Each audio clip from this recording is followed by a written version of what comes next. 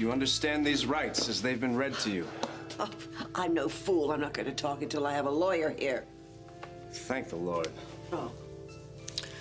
And when I got to the mausoleum, I ran into Vivian's assistant, Gus. He wouldn't let me pass, so I knocked him out. Brute! I demand to see my sweet, innocent Augustine. Where is he? Settle down, Miss Alamein. We have your friend in our custody. I assure you, he's receiving the proper medical care. I certainly hope so. Otherwise, you're going to have a big, fat lawsuit. Yeah. Go on, Mr. Black. And then when I entered the crypt, I saw Vivian about to stab my grandfather. But I managed to stop her in time. And Mrs. Horton? My grandfather released her from the sarcophagus. I don't know how long she was in there. It could have been a day, could have been weeks. How'd she survive without food and water? Oh, Vivian, she used this food tube to keep her alive. It barely kept her alive, actually. This is the craziest story that I've ever heard. I mean, keeping a woman locked in a coffin. What kind of sicko would do something like that? Okay, well, I think I have all the information that I need. If you guys want to step outside. Just a minute, Detective. Mr. Black hasn't told the whole story, and he's not leaving until he does. I thought you were invoking your right to remain silent. I am not making a statement. I'm just telling you that Mr. Black's story wasn't complete. Listen, lady, you're gonna get a chance to... Sorry, I have to take this. I'll be right outside, so no funny business. Sure, take your time. It's like I have nothing else to do.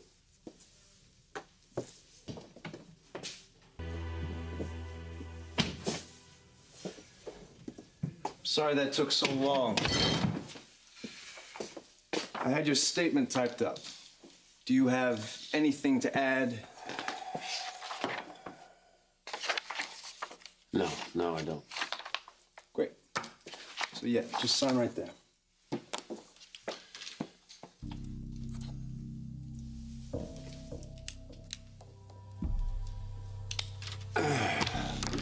Sorry, I can't.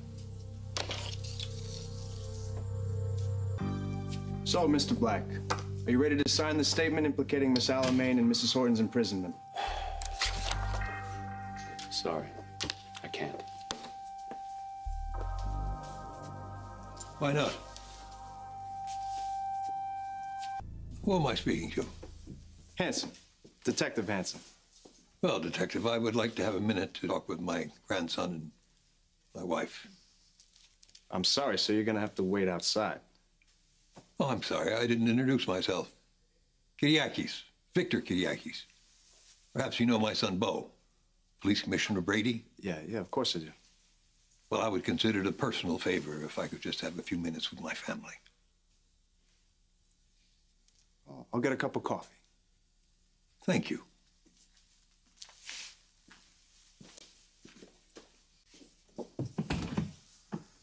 Now, what the hell is going on here?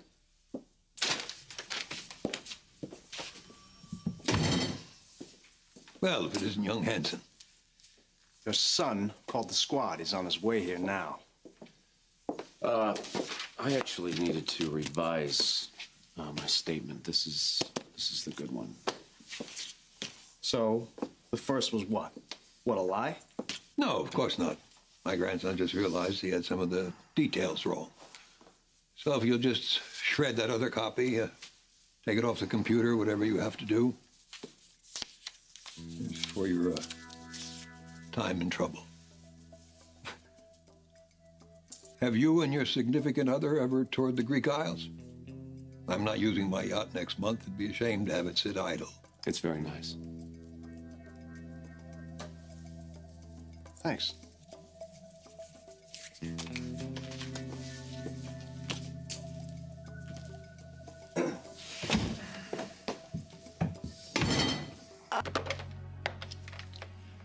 Send Hanson in here.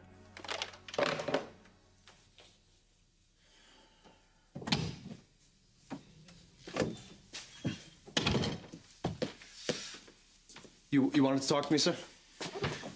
Brady Black's statement is 5 sentences long, which Tells me that he wrote it in a hurry.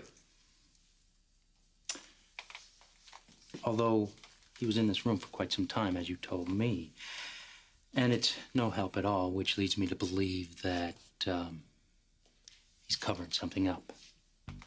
Which tells me that there was an original statement. And he decided to update it. Yeah. Well, your father said that he wrote that first one when he was upset. So it wasn't accurate. He did he?